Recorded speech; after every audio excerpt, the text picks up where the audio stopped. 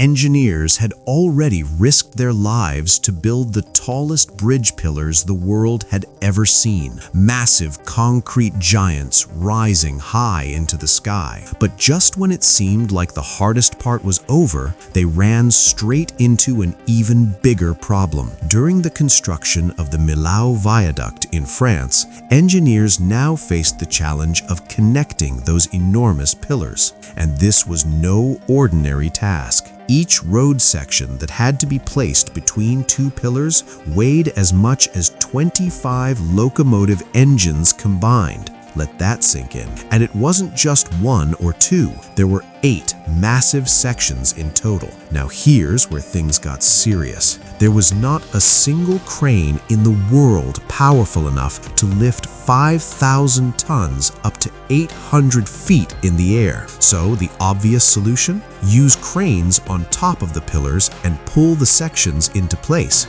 But that would have been a disaster, because the taller a pillar is, the weaker its top becomes. If they tried that method, the pillars could literally collapse inward under the pressure. At this point, the project wasn't just difficult anymore. It felt like an engineering nightmare, and the pressure kept building. Construction delays started piling up, and every single day cost the company a painful $30,000 in fines. Welcome back. The Millau Viaduct, located in France, is officially the tallest bridge in the world. Completed in 2004, it came with a massive price tag of 394 million euros. This isn't just a bridge, it's a structure that stands 1,125 feet above the ground. To put that into perspective, it's actually 45 feet taller than the Eiffel Tower. Yes, taller than one of the most iconic landmarks on Earth. And at that extreme height, the bridge often appears to be floating above the clouds, like something straight out of a dream. But behind this beauty was a brutal struggle. The region where the bridge was being built was extremely dangerous. Engineers had to deal with constant landslides, powerful storm winds reaching 130 kilometers per hour. Imagine trying to build a structure hundreds of feet in the air while the ground beneath you isn't even stable. Before this project, no one had ever attempted to build a 4-lane highway at such an extreme height. And even today, very few engineers would dare to try something like this again. Because the truth is, this bridge didn't just push the limits of engineering, it completely rewrote them. But why take such a risk in the first place? To understand that, we need to go back to 1980. At the time, the French government was facing a serious problem. Every year, especially during holidays, massive numbers of tourists traveled from France to Spain, and all that traffic created chaos. The city that suffered the most was Millau, a small city sitting deep in a valley, about 1,500 feet below, surrounded by steep mountains. To pass through this area, drivers had to go down a long, dangerous zigzag road, then climb all the way back up again. This journey alone could take hours, and once inside the city, traffic jams added another 6 hours of delay. So the government decided enough was enough. They planned to build a direct motorway from Paris to Spain, but there was one massive obstacle in their way. Actually, 2 towering mountains and the Tarn River cutting straight through the valley. So the question was simple, but the answer was anything but. How do you cross a valley like this? There was only one solution: build a bridge as tall as the mountains themselves. At that time, the tallest famous bridge was the Golden Gate Bridge in California, but that bridge had its limits. It was a suspension bridge and stood only 250 feet above the water. That's 6 times smaller than what Millau required. Experts looked at the plan and shook their heads. This can't be built. And even if it is, it's too dangerous. For years, the idea remained nothing more than a dream. But eventually, the traffic problem became so bad, the government had no choice but to take the risk. Now the engineers were facing three of the toughest challenges in modern engineering: build the tallest bridge pillars in the world, place a 36,000-ton highway on top of them, and install enormous steel pylons above it. Each one of those pylons weighed twice as much as an Airbus A380, and all of this work had to be done hundreds of feet above the ground. To handle this impossible task, they brought in one of the best architects in the world, Norman Foster. His mission?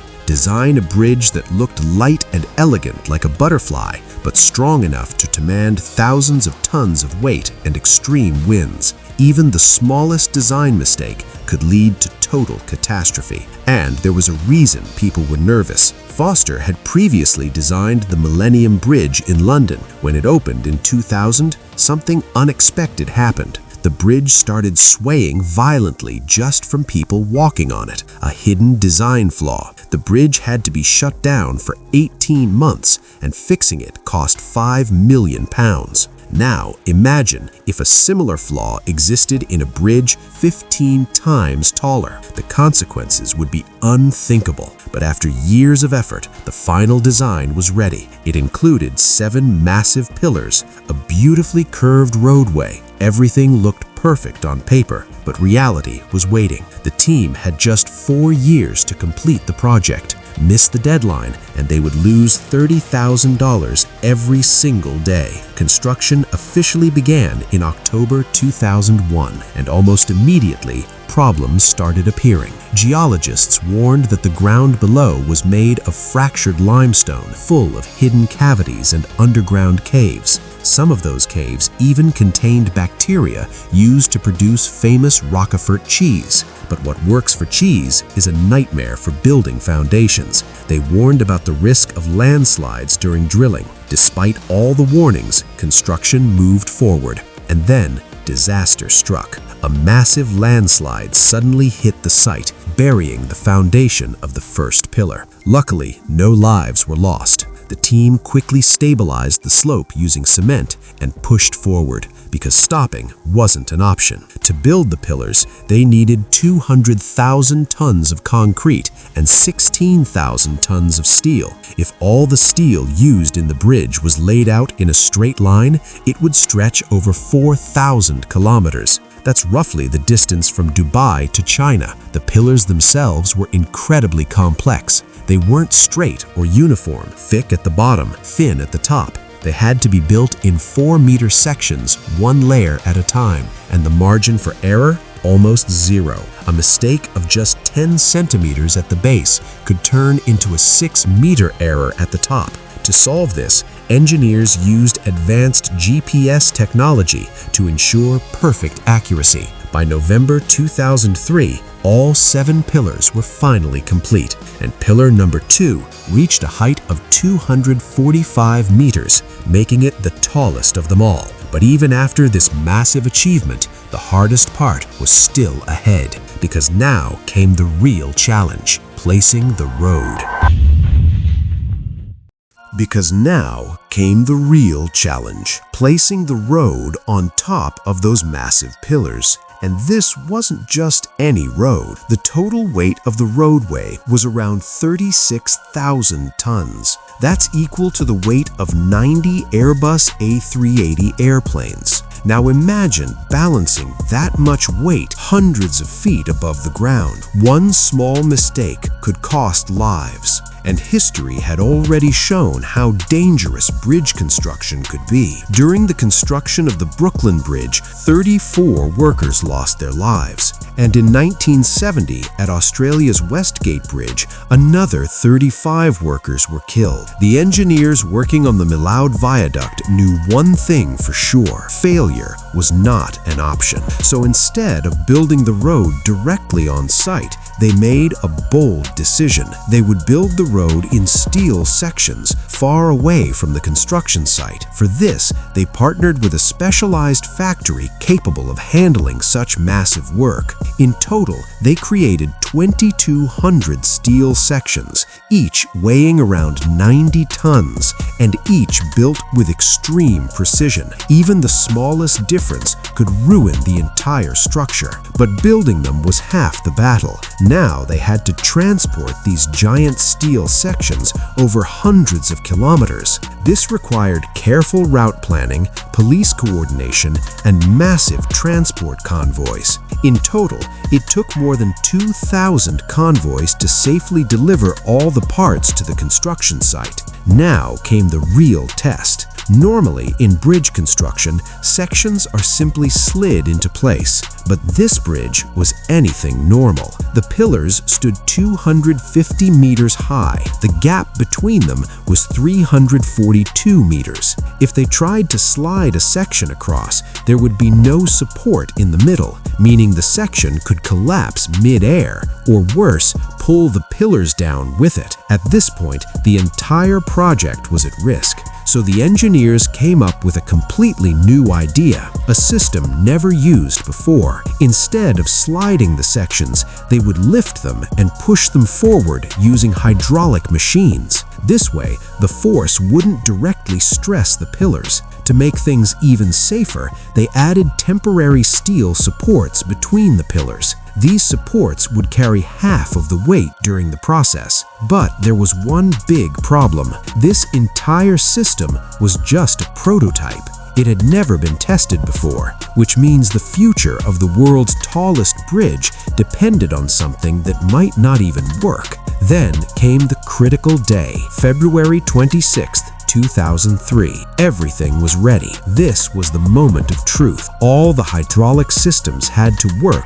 perfectly in sync. If even one moved faster or slower than the others, the entire weight could shift to one side and bring the whole structure down. The engineers held their breath and activated the system. Slowly, carefully, the massive road section began to move, and incredibly, it worked. But progress was painfully slow. It took 2 full days just to move the structure 200 meters forward. But there was another invisible enemy, the wind. At that height, even a small gust of wind could turn into a deadly force, so construction only continued during very calm weather conditions, because strong winds could easily destroy everything, and history had already proven that. Back in 1940, the Tacoma Narrows Bridge collapsed dramatically due to wind vibrations. The lesson was clear: nature always wins, unless you respect it. Day by day, month by month, the road sections slowly moved into place. By May 2004, both sides of the bridge were nearly complete. Only one final section remained, the most critical one, the section over the river. This was the moment the entire country was waiting for. The event was broadcast live across France. Even the French Prime Minister was present at the site. Everything came down to this one final push. The hydraulic system was activated one last time. Slowly, carefully, the two ends of the bridge moved closer and closer until finally they connected with an incredible accuracy of 99.9%. After years of struggle, the bridge was finally whole, but the work still wasn't over. Now they had to install the steel pylons, 7 pylons, each 90 meters tall and each weighing 700 tons. Installing something this heavy at that height had never been done in history. By the end of construction, the total weight of the bridge's roadway reached 50,000 tons. That's equal to around 1,200 battle tanks, or even a massive cruise ship. But one final question remained. Was it strong enough? To find out, engineers conducted a massive test. They drove 28 heavy trucks onto the bridge at the same time. The bridge had been designed to bend up to 50 centimeters under load, but during the test, it only bent 25 centimeters, half of what was expected, which meant it was even stronger than planned. Finally, on December 16, 2004, the Milaud Viaduct was officially opened to the public. What once seemed impossible had become reality. This wasn't just a bridge, it was a symbol of human determination, innovation, and engineering brilliance. And the most incredible part? The team didn't just finish the project successfully, they completed it ahead of schedule, setting a new record. If you enjoyed this video, don't forget to like and share. Thank you so much for your amazing support, and I'll see you in the next incredible story.